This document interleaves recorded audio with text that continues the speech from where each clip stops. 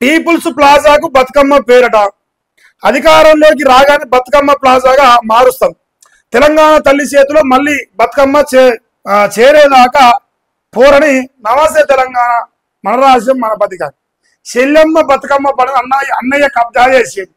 చెల్లెమ్మ బతుకమ్మను అన్నయ్య గుంజుకున్నాడు, గంతే ఇల్లు వాడతారు. నాకు అర్థమైంది. ఈయన పోయిన బతుకమ్మ కాడికి చెల్లె లేదు. ఇప్పుడు చెల్లెకు మైలేజ్ వస్తాను, చెల్లె మన బతుకమ్మ ఆడతాను. తమ్మి కొడుక నువ్వు కూడా రామయ్య అని చెప్తే మన రావణ్ వచ్చిండు. ఈ చెల్లెతో పాటుగా బతుకమ్మ ఆడినా, మరి ఏం కనపడలే నాకు అది ఆడినట్టు.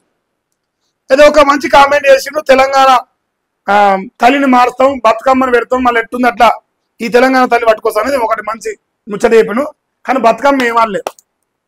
కానీ ఆడపైన రావన్న కాంగ్రెస్ దొంగలు ఉయ్యాలో, మమ్మల్ని ముంచురు ఉయ్యాల, ప్రజల నోట్లో మన్ను కొట్టిరు ఉయ్యాలో, మా మందిని ముంచోడు ముఖ్యమంత్రి ఉయ్యాల అని పాడవారు రావన్న. ప్లీజ్ బాగుంటుంది రావన్న, పార్లమెంట్ విను, నవ్వుకుందు నేనైతే. ఇంకేమి తెలంగాణ తల్లి చేతిలో మళ్ళీ బతుకమ్మ చూసేదాకా పోరు. భాష సంస్కృతిని గర్వంగా నిలపాలని కేసీఆర్ తప్పించారా? ఓకే. బీఆర్ఎస్ ఆధ్వర్యంలో జరిగిన బతుకమ్మ వేడుకల్లో కేటీఆర్ తెలంగాణ రైతులకు కాంగ్రెస్ ద్రోహం చేసింది, ప్రజలకు బీజేపీ మోసం చేసింది, యూరియాకు 3rd డిగ్రీ చెప్పారు ఆల్రెడీ. నిప్పులు ఏరిన కేటీఆర్ బీఆర్ఎస్ పట్ల పలువురు చేరినట. మరి ఇంతవరకు నిన్న ప్రోగ్రాం పెట్టుకున్న ఆయన చాలా కష్టపడతాడు. నాయనను ముఖ్యమంత్రి చేస్తానికి రామన్న చాలా కష్టపడుతుంది. ఆఖరికి చెల్లెమ్మ ఆడే బతుకమ్మ కాడ కూడా వేయనంటే పర్వాలేదు, ఓ రకంగా పర్వాలేదు, బయటనే పడతాడు. ఇక బీసీలో ద్రోహి Congress plus BRS plus BJP plus ఇంకేమన్నా ఎంఐఎం ఉంటే అన్ని అందరూ దొంగలే. అందరిలో మీ మంచోళ్ళని చెప్పుకోగలి. మన చంద్రుడు ఏ పార్టీ నిర్వహించిన అందరికి ఎరికనా సారు? మీరేం చేస్తారు? ఇంటి ముందు కూర్చొని కేసీఆర్ దేవుడు, కేసీఆర్ వీరుడు, కేసీఆర్ అట్ట అయితేనే మీకు పవర్ వస్తాయి. మీరు చెప్పకూరి నాకు మళ్ళా పిలికలు టచ్ అవుతాయి అనవసరంగా. 42% కోటా అమలుకు అవకాశం ఉన్న విశ్వాసఘాతకం బీఆర్ఎస్ అట. విశ్వాసఘాతకమా? కామారెడ్డి డిక్లరేషన్ అమలు చేయకుండా మోసం. బీసీ బిల్లుపై ఢిల్లీలో నోరు మేపడి సీఎం రేవంత్. రాహుల్ గాంధీ ఎందుకు స్పందించడం లేదు? 42% రిజర్వేషన్లకు చట్టబద్ధ కల్పించాల్సిందే. మండలిలో ప్రతిపక్ష నేత మధుసూదన సారి కేంద్రంపై ఒత్తిడి తేవడంలో రేవంత్ రెడ్డి ఫెయిలు. కాంగ్రెస్ సర్కారుపై శ్రీనివాస్ గౌడ్ ఆగ్రహం. 22 నెలలుగా జీవో ఎందుకు ఇవ్వడం లేదు గంగుల. రేవంత్ కు బీసీలు అంటే సులకన జోగు రావన్న. మీకేమో బీసీలు అంటే ఫుల్ ఉన్నాయి. బీసీలు అంటే ఫుల్ ఉంటే ఈ వార్త ఏ పేరు చెప్పు? దాని సంగతి ఎంత జోలి, ఎంత సౌట జోలి నేను చెప్పను. కానీ ఇదే వార్త ఇది ఎందుకు రాలే మెయిన్ పేపర్కి? కిందికి ఎందుకు వేసారు? వివక్ష కథం, Tata, by by, good bye, Gaya. మీరు సొక్కగా నన్ను చెప్పకూడదు. మహేష్ గార్జే బీఆర్ఎస్ కో లేదంటే బీజేపీకో ఎవరికి ఫేవర్ లేడు. ఇప్పుడు ఏదైతే నిజం ఉందో, ఏదైతే ప్రజలకు తెలియాలి అదే చెప్తా. భజన ఉండదు మన కాడ, అయిపోయింది దాని టైం. ఇక ఆమె మళ్ళీ అనాథ అయిందట. రాజమ్మని విధి వంచిత, చిన్నప్పుడే తల్లిదండ్రులు కోల్పోయి అనాథ ఆశ్రమంలో పెరిగింది. ప్రేమించిన యువకుడితో పెళ్లి చేసుకుంది. జీవితంపై కొత్త ఆశలను చిగురింపజేసింది. కానీ అది ఎంతో కాలం నిలవలేదు. ఇటీవల పట్నం వరదల్లో భర్త సన్ని కొట్టుకుపోయిండు. ఎప్పుడు? హైదరాబాద్లో.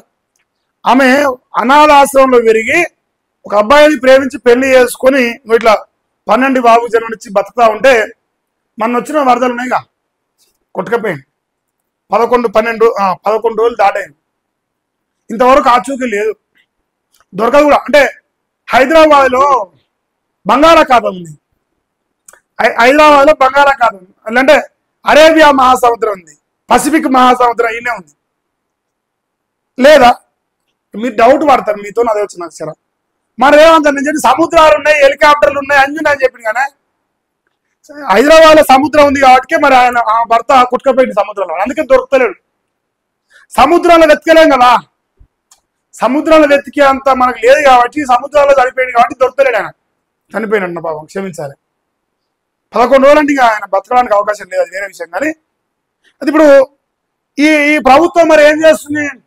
సిడబ్ల్యూసి మీటింగ్ పెట్టి తెలంగాణ బంగారు తునికైంది. తెలంగాణలో 6 గ్యారెంటీలు అమలు చేసినాం, చాలా బ్రహ్మాండంగా బీసీలో వేస్తున్నాం. ఈ దాని మీద సోకు, ఈ దాని మీద ఉంది. ఈల పైన ఉండదు. సస్తే మాకేంది, మీ చేస్తే మాకేంది, మా పిల్లి అని చచ్చిరా మీరు కొట్టకపోతే మాకేంది. మా ప్యాలెస్ ఇంత పొడుగు హైట్ ఉంది. అందరు హైదరాబాద్ మొత్తం ఖచ్చితంగా మా ప్యాలెస్కి ఏం కాదు, మా పులి ప్యాలెస్కి. మీరు పోతే మాకిందా 11 రోజులు 50 రోజులు కానీ మేము తీసుకొస్తామా?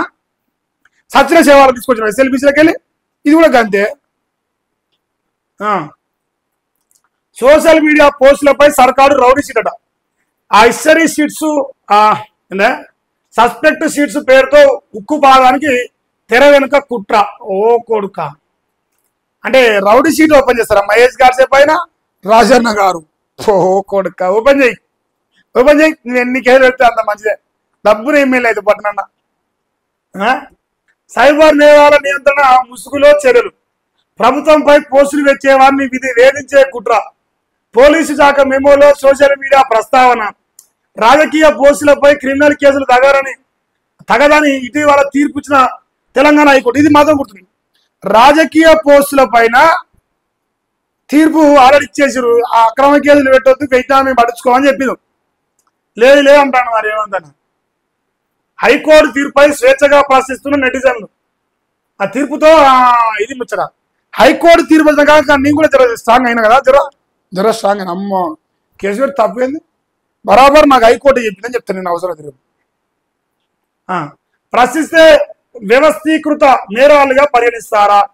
మెమో జాయిలో అణచివేత పన్నాగం దాగుందా అని చెప్పేసి అంటారు. సో సోషల్ మీడియాలో పోస్టులు పెడితే మన రేవంత్ సర్కార్కి నొప్పి లేస్తుంది కదా. ఆ నొప్పి నీ ప్రభుత్వంలో ఉన్నప్పుడు, నువ్వు ప్రభుత్వంలో లేక ముందుకు ఓ గొలియాడు ఓ మలియాడు ఇద్దరు కలిసి కూడా మరి కేసీఆర్ని కుచ్చి నేను తీసుకొచ్చారు ముఖ్యమంత్రిని. ఊకనే ఏం కాదు ముఖ్యమంత్రి. సోషల్ మీడియా అంటే కోమవుతున్నది నీకు. పేదోళ్ళ భూమిలో కదలని హైడ్రా బుల్డోజర్. ఇంకో ఇట్లనా సంపపోయిన వాడిని ఇట్లా బొక్కెన జరక్కింది కంటే సచ్చి బొందలు కూర్చున్నాడు. రేపు పొద్దుగాల పిండం పెడుతున్నారు, సాంప్రదాయం అయిపోతున్నాయి. వాడు పేదోడేడా, వానికి జీ మొత్తం బలిసినాయి పైసలానికి. పైసలు బలిసి కొట్టుకుంటున్నాడు. అందుకే సంపూర్ ఏం కాదు, టెన్షన్ ఏముంది సంపతే. ఎమ్మెల్యే అరికెపూడి గాంధీ ఆగ్రహంతో సర్కారు పెద్దల ఒత్తిడి. పేదల ఇళ్ల కూల్చివేతల్లో దూకుడు చూపిన హైడ్రా. గాంధీ భూమి దగ్గరకు వచ్చేసరికి రెవెన్యూపై నెపం. ఫెన్సింగ్ కూల్చిన అటువైపు కన్నెత్తి చూడని వైనం. గాజుల రామారం భూములపై high court stay. MLA Arikapudi Gandhi బంధువులకు ఎదురుతాయి. బాబా స్టే తెచ్చిన గాజుల రామారం భూములపై హైకోర్టు స్టే ఇచ్చినట్టు. కథం గయా ఆదివారం నాడు కాదు గయ్యా. అయితే ఇప్పుడు అది పక్కన పెడితే అరికపూడి గాంధీకి ప్రేమతో హైడ్రా. అరికపూడి గాంధీకి ప్రేమతో హైడ్రా మంచిగా ఉందా? చాలా మంచిగా ఉంటుంది టైటిల్. వాళ్ళకి ప్రేమతో నడుస్తుంది మొత్తం కథ. ఇంకేందా, తెల్ల బంగారం తెల్లబోయింది. పత్తి రైతుకు దక్కుతున్న మద్దతు ధరలో సగమే అట. దక్కుతున్నది 8,118 రూపాయలు. 110 రూపాయలు అంటే 4,255 రూపాయలు మాత్రమే పలుకుతుండ. ఇప్పటి వరకు గరిష్టంగా 7,710, కనిష్టంగా 3,811. అంటే ఇంతవరకు ఒక్కరు కూడా గరిష్టమైన ధర 8,110 రూపాయలు పడలే.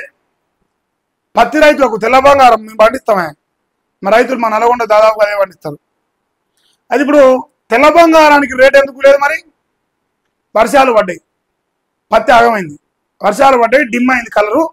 సో దానివల్ల ప్రభుత్వం సరైన ధర కొనదు కూడా. వర్షం పడ్డా మనకే బాధ, అది ఆగమైనా మనకే బాధ, ఏ జరిగినా మనకే బాధ. మన పులికి ఏం టెన్షన్ లేదు. పులికి ఎందుకు టెన్షన్? లంబాడాలను ఎస్సీ జాబితా నుంచి తొలగించాల్సిందే. ఇందులో వెళ్ళి అమరావతిలో సాక్షి కలం తెచ్చిన ఆదివాసులు, లేదంటే స్థానిక ఎన్నికలు బహిష్కరిస్తాడ. ఎందుకు మరి ఏ జాబితాలో చేర్చాలి మిమ్మల్ని? ఎస్సీలో చేర్చాలా ఏంది?